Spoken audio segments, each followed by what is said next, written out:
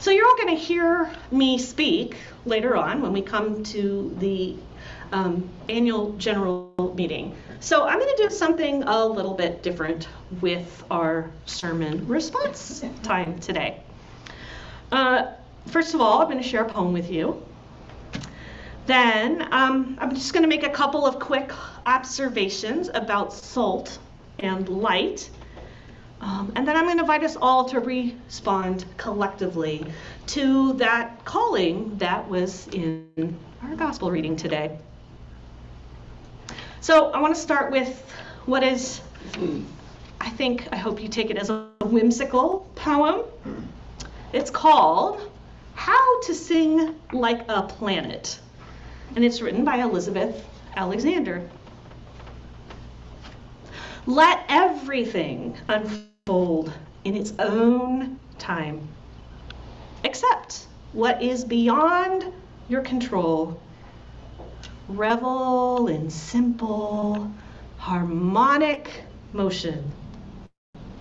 And turn, turn, turn. Row, whoa, whoa, whoa, rotate. Get charged up. Be weak, be strong. Don't fight friction. Vibrate sympathetically. And don't be afraid to get into the groove. Let gravity have its way with you and revolve around something luminous.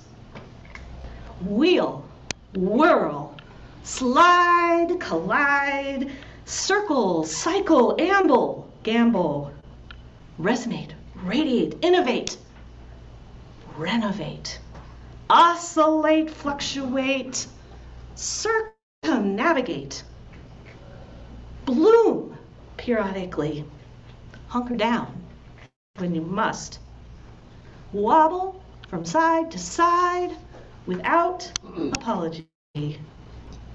Know that annihilation is possible anytime, but expect that a bright tomorrow's coming anyway. That's Elizabeth Alexander's imagining of what planets are singing. And I'm going to turn to Steve here, but it's based upon a theory that planets are singing all the time. They're singing with the music of all of the magnetism and gravity and all of that's going on here. And she's just imagined it as a joyous and ebullient chorus that planets are singing forth. Now, the amazing thing about this song is that this planet is doing nothing else but just being exactly what this planet was created to be. And it's putting itself out there for the whole cosmos. Not because it was told that it had to, but because it can't help but not be exactly this amazing, luminous shelter for life and all that it was created to be. I think that has something to tell us about what it means to be salt and light. So I'm going to continue talking about salt and light, but while I'm doing that, I'm going to pass around this basket, and it's got lots of pictures in it. Some of them are light pictures, and some of them are salt pictures, and some of them are earth pictures. And so I'm going to encourage you to take a pen per group, and everybody individually take a picture, decide, am I salt, am I light? There's a couple that kind of overlap. And hopefully the basket will have made it around to everybody by the time we get to the point where we're going to use the pictures. So, light and salt. Who loves this reading? Couple of us. I love this reading. It's a lot easier than last week. Now, last week we did what is thought of the Beatitudes. Blessed are the poor in spirit. We also know those pretty well. The takeaway message that that came with that last week was that we are blessed. We are blessed first. It is a gift of grace from God. We didn't have to do anything to earn it. It's not saying, do this and you will earn a blessing. We just are. Well, I think that this week's reading is saying, given that that's who I created you to be, you are salt of the earth. You are the light of the world. So be exactly what I created you to be. I think that's going on here. And what's salt for? Salt is for flavor. That's right. Salt is for flavor. Sorry? And traction if you're from the Midwest. And traction. And salt preserves food so that we can live. There's all sorts of reasons. But the beauty of salt is, does it take a lot of salt? No. Mm-mm. It just takes a little bit. And it makes all the difference in the world. So how about light? What's light for? Growing. Growing, that's right, it brings life. See? To see, it illuminates. Sometimes it gives us a different perspective on things. Sometimes it shows us shadows, right? The beauty of salt and light, salt gives flavor. It's to create taste. It allows us to be more of who we are meant to be. And light shines, right? So I think the underlying message that Jesus is giving us is that we have been blessed so that we can be a blessing. And we can't help not be that. Our identity and purpose are one and the same. We are Christ's own, and we are sent out to be Christ's hands and feet in the world. In the world. Even if it's just a pinch of salt, that's our place in the world. So, one of the things that you will hear in the report from our senior warden, if you haven't already read it, I hope everybody's read it, is that the vestry for 2023 is going to carry forward the question from our MMR. Who are we called to be as followers of Christ here at St. Philip's?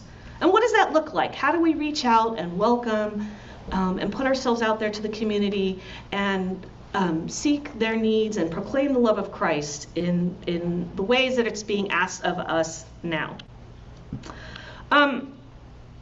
One of the really unique things that I've noticed about St. Philip's, the place, is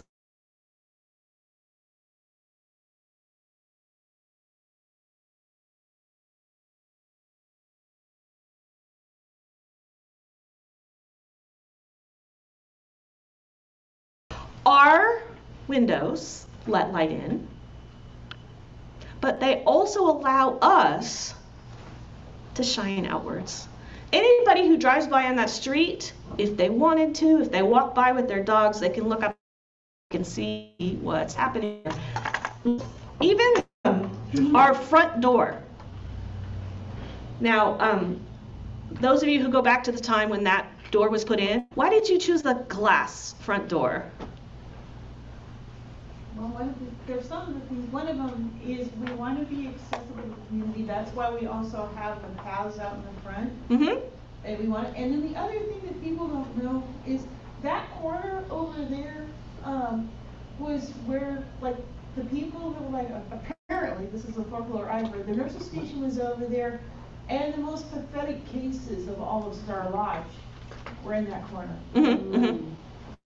And so then we decided to put in a glass door so that instead of having a barrier between us and the world, our saltiness or our light, we always have a reminder, not just that the world is welcome here, but our light needs to shine out.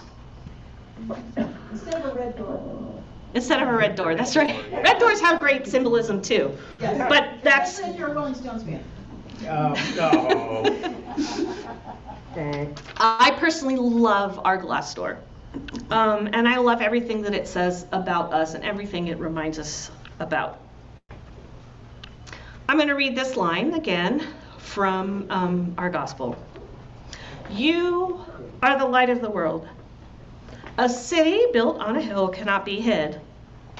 No one, after lighting a lamp, puts it under a bushel basket, but on a lampstand, and gives light to all the house. In the same way, let your light shine before others, so that they may see your good works and give glory to your Father in heaven. So I'm going to invite us today. Has the basket made it all the way around? Yeah. Not back here. Still over here. Okay. So about half of you have got one?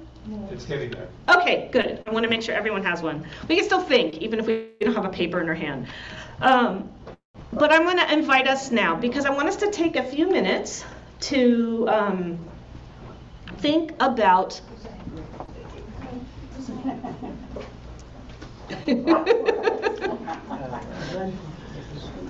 I want us to take a few minutes to think about this question.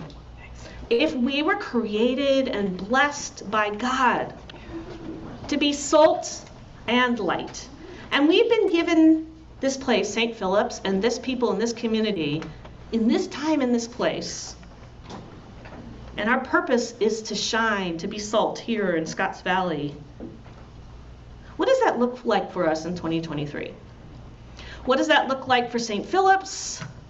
What does that look like for us individually? I'm going to invite everybody to take a few moments to think that through. And then I'm going to invite us to share our thoughts. And then the last thing we're going to do is we're going to stick them on the back window. But I want to make sure they get stuck on the back window facing out, so that we remind ourselves that that's who we are shining forth to. That's where our saltiness and our light goes. Out those windows.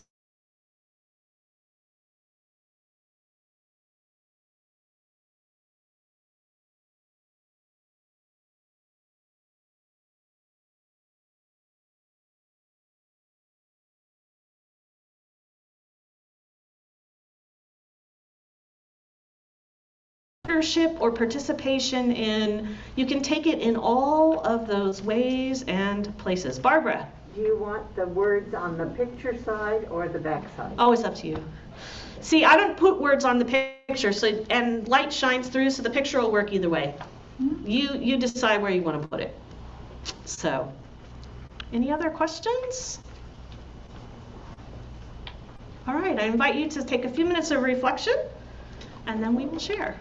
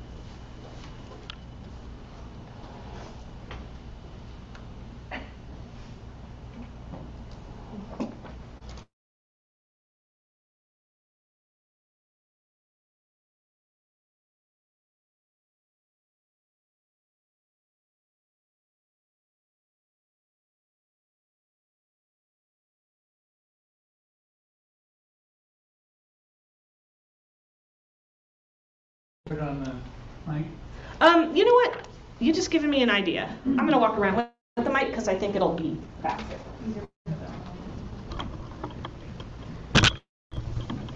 Go ahead.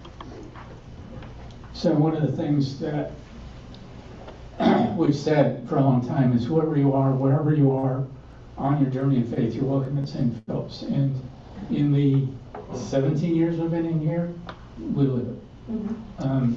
So I hope that in the coming year we continue to provide the welcoming and openness as both a church and a facility. Scouts have recently come back, and there's an opportunity for 2 more Scout units to find a new home.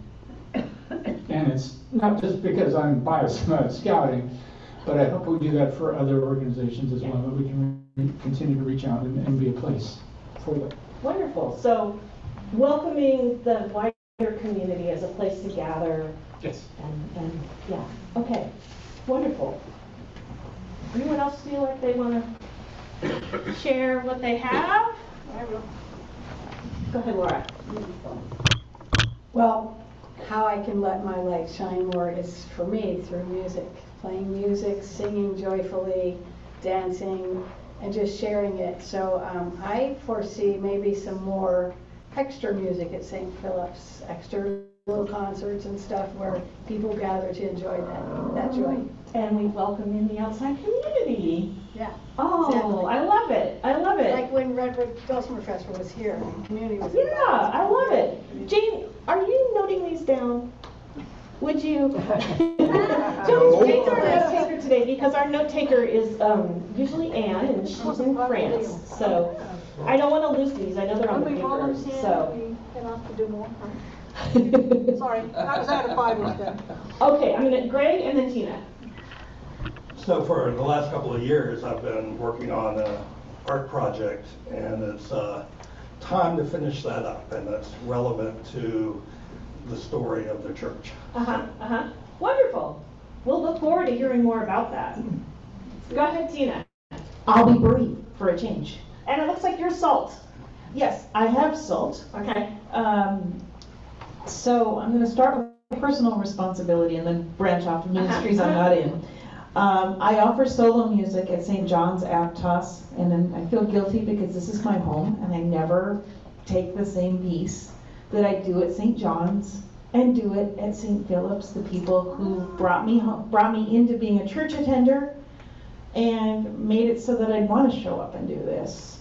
So I want to commit to my church family that whenever I do a solo at St. John's, I call the office and leave a message and say, hey, I just did this at St. John's. Would it be possible to do this offertory at St. Philip's?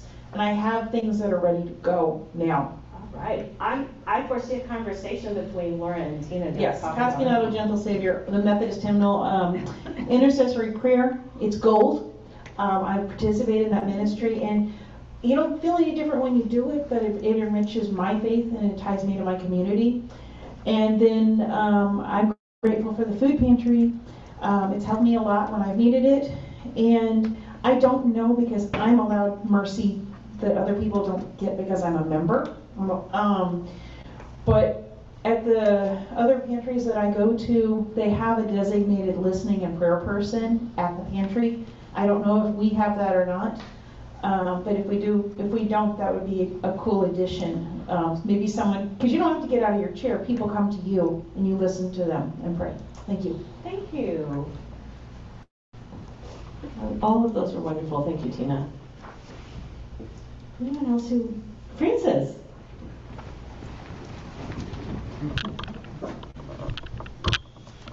Just ties in with what Tim said. I just wrote down things we could do is listen to people, look at faces, smile, tell them about Jesus when we're asked, and pray with people when asked. Thank you. Those are all. I think I appreciate you reminding us of what are really basics of welcome. Really basic and important. Is there anyone in our online community that would like to share one of their reflections? I want to make sure you guys are not left out. Just wave your hand. Okay. Anyone else here in the room? Stephanie? I'm not sure I got all of this instructions, but Can I ask you to speak into the mic though? I'm not sure am I? Yeah, there you go. I'm not sure I got all these instructions right, but since this is going out to the community, I put up a lot of hearts and I said, light up your light spirit here. Heard that too, Silicon Valley marketing. No, I love it. Light up your life spirit here. I think sometimes it's just about continuing to invite, and everybody hears a different invitation differently, and so thank you for that. Anyone else who has something they wanted to share this morning? Christine! Here you go, I'm going to hand you the mic. I also have the love of music and have seen it actually in another church in this area. And I saw that music can bring you into a place, depends on how often you go or whatever. But up in Boulder Creek, right after the pandemic, it was pretty quiet there, right? Mm-hmm. And the person across the street, a musician, thought, well, maybe we could try to use it as a rehearsal space for a small orchestra.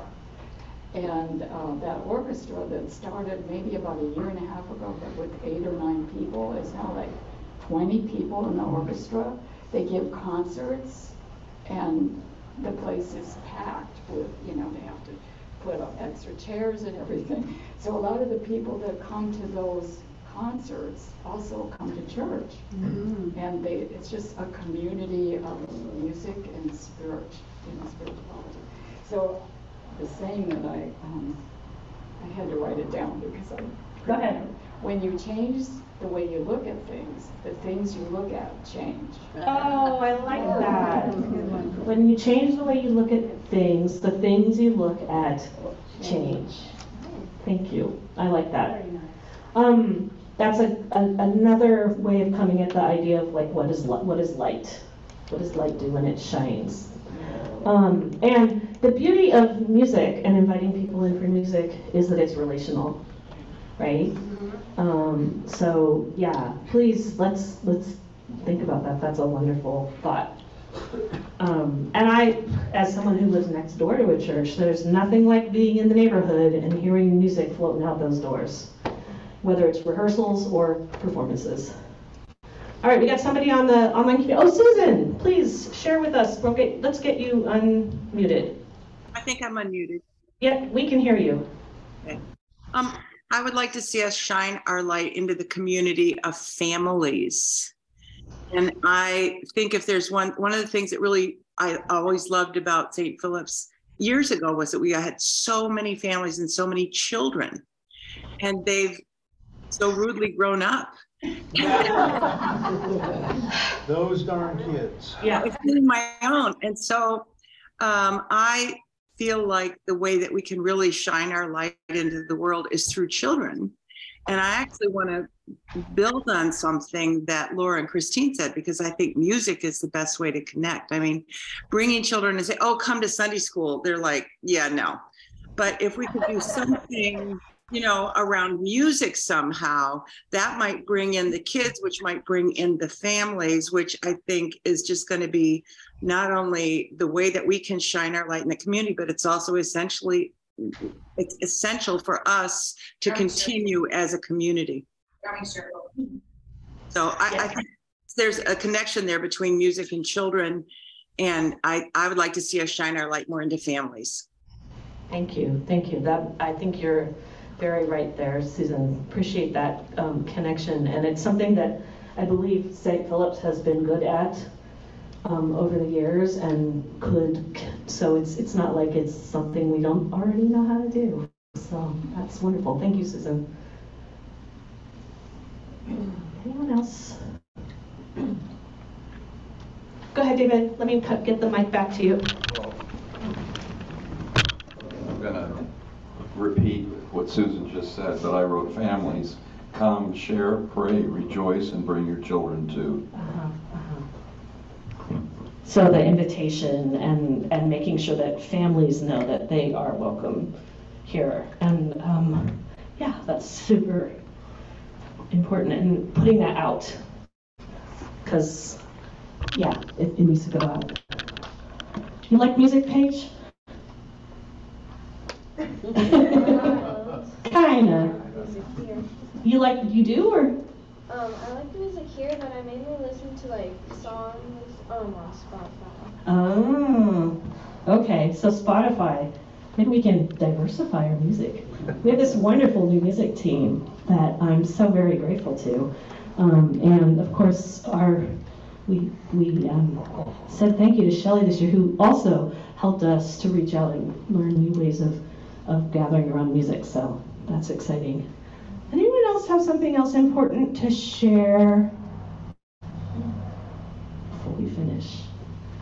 All right. I want to invite you to continue to think about this. There's tape on the chairs at the back. So when you're coming back from communion, if you could stick your papers up on the windows, that would be great. And then I just want us to continue this conversation, because from here we are going to, we'll have communion together. We will sing more music together, and then we will have our annual meeting, and then we will gather around food afterwards, some delicious goodies that are waiting out there for us. So this is a conversation that we're going to continue to engage in. The vestry is going to be thinking about it. So I invite you to do that together today. And thank you for being the salt and the light that God made you be. So may we all be salty, and let us all shine. Amen.